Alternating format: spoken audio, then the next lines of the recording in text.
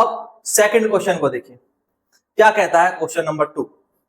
तो दूसरा क्वेश्चन ये कहता है कि फ्रांसीसी समाज के किन तबकों को क्रांति का फायदा मिला।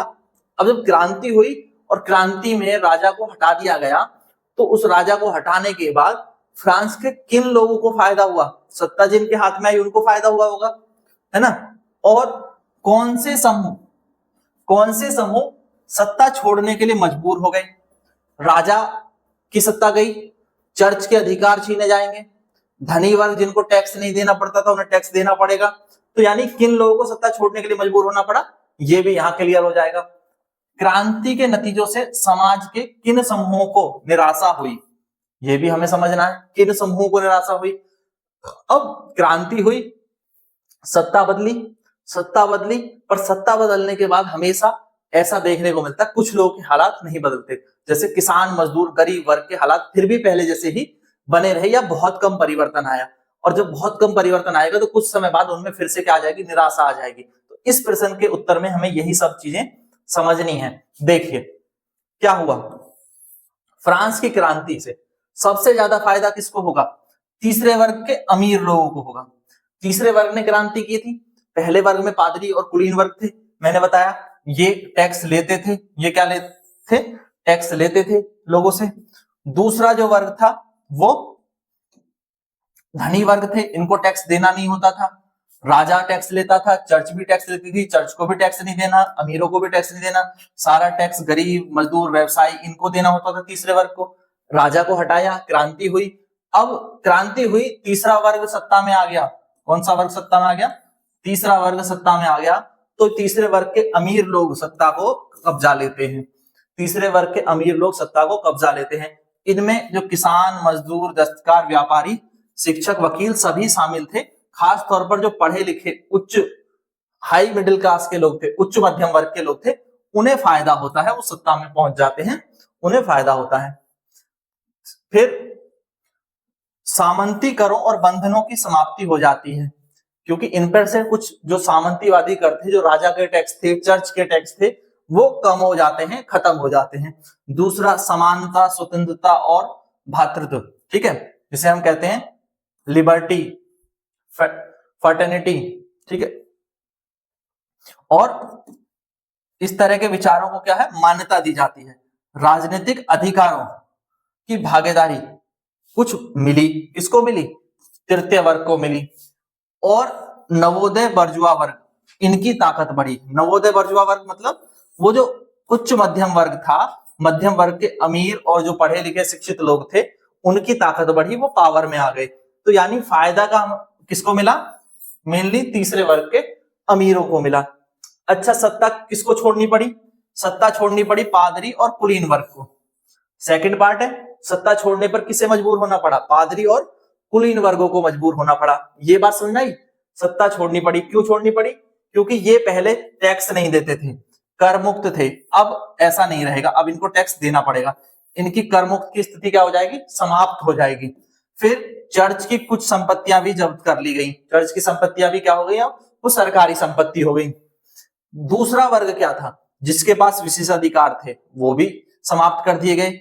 जो अमीरों के, जो कुलीन वर्ग के जो अधिकार थे, वो भी समाप्त कर दिए गए। तो इनमें कुछ जो राजशाही के समर्थक थे, वो तो देश छोड़कर ही भाग गए, राजशाही के समर्थक देश छोड़कर भाग गए। और जो पकड़े गए उन्हें ग्लूटिन कर दिया गया। अब यहां पर एक शब्द आता है ग्लोटिन। ग्लोटिन के जो ग्लोटिन क्या है, ग्लोटिन एक मशीन होती थी जिसके अंदर व्यक्ति को रख करके ऊपर से वो मशीन को डाला जाता, उससे उसकी हत्या कर दी जाती थी, ठीक है। तो ये एक बड़ा ही भयानक मंजर होता था। यहाँ पर लुइस सोल्वे और उसकी पत्नी को भी ग्लूटिन किया गया था उस समय जब उनको पकड़ लिया गया। तो ये ग्लूटिन मशीन भी जो है, ग्लूटिन एक साइंटिस्ट थे, एक आविष्कारकर्ता थे जिन्होंने इसको बनाया था, उन्हीं के नाम पर इसका नाम पड़ा, ठीक है। और ये पहले जो है मांस काटने वगैरह के लिए इसको बनाया था, और बाद में इसकी जो है वो सजा देने के लिए प्रयोग किए जाने लगा। दूसरा, किसको सत्ता छोड़नी पड़ी, राजा को छोड़नी पड़ी, राजा को हटा दिया गया, राजशाही चली गई, तो राज परिवार जो है वहां से हटा दिया गया। और 1773 में लुइस सोल्वे को भी क्या कर दिया गया था, उसको फांसी दे दी गई थी। और यानी ग्लोटिन किया गया था उसका, ग्लोटिन के द्वारा ही फांसी दी जाती थी उस समय। बहुत सारे कुलीन वर्ग छोड़ के चले गए थे, रानी को भी ग्लोटिन कर दिया गया था। तो अब राजतंत्र की जगह गणतंत्र की स्थापना हुई तो इनकी सत्ता चली गई। तो किनको छोड़ने पड़े अधिकार, ये आपको समझ में आ गए होंगे। फर्स्ट और सेकंड में जो थे उनके अधिकार तो गए और अधिकार मिले किसको, थर्ड को। अब निराशा किसको हुई, निराशा हुई मजदूरों को, किसानों को, जिन्हें जितनी उम्मीद थी उतनी उनकी उम्मीदें पूरी नहीं हुई, खासतौर पर गरीब वर्ग और महिलाओं को। अब महिलाओं को निराशा क्यों हुई, ये बात समझो। यहाँ पर एक शब्द लिखा, गरीब वर्ग को निराशा हुई, ये तो हम समझ सकते हैं कि उनकी उम्मीदें पूरी नहीं हुई।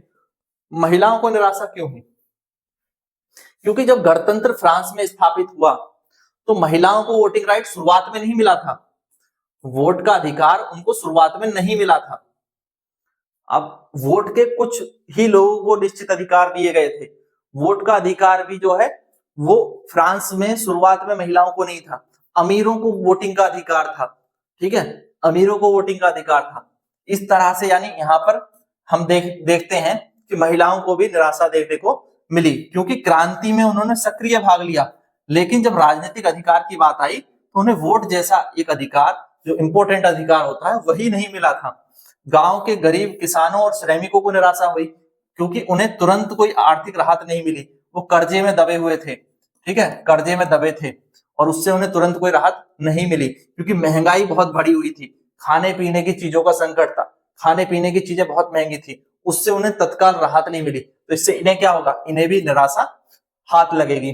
महिलाओं को क्यों हुई, ये मैंने आपको बता दिया, क्योंकि उन्हें वोटिंग का अधिकार नहीं मिला और भी अनेक अधिकार उन्हें नहीं मिले सत्ता परिवर्तन के बाद भी।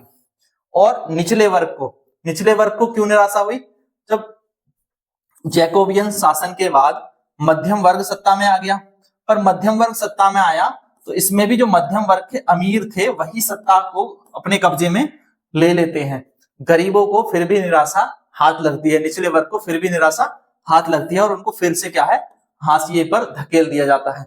आगे हम देखेंगे फिर जैकोबियन का शासन कैसे हटेगा, बदलेगा शासन, और फिर नेपोलियन आता है जो जनता के कल्याण की बातें करता है, बाद में वो भी खुद तानाशाह बन जाता है, ये भी हम देखेंगे, ठीक है। तो अक्सर ये देखने को मिलता है क्रांति के समय पर कि जो नए सत्ताधीश होते हैं वो लोगों को बड़े बड़े प्रॉमिस करते हैं, नए सत्ताधीश लोगों को बड़े बड़े प्रॉमिस करते हैं और कुछ समय बाद जब वो प्रॉमिस नहीं पूरे कर पाते हैं तो लोगों को फिर से निराशा हाथ लगती है। तो ये चीज यहाँ पर समझने की थी। आई होप ये सारे क्वेश्चन जो है आपको अच्छे से समझ में आ गए हैं। तो एक बार लाइक कर दो, वीडियो को शेयर कर दें और अपने सभी दोस्तों के साथ शेयर जरूर किया करें और चैनल को सब्सक्राइब करना ना भूलें। इसी तरह के और वीडियोस देखने के लिए प्लेलिस्ट पर जाएं। Thank you, thanks for watching.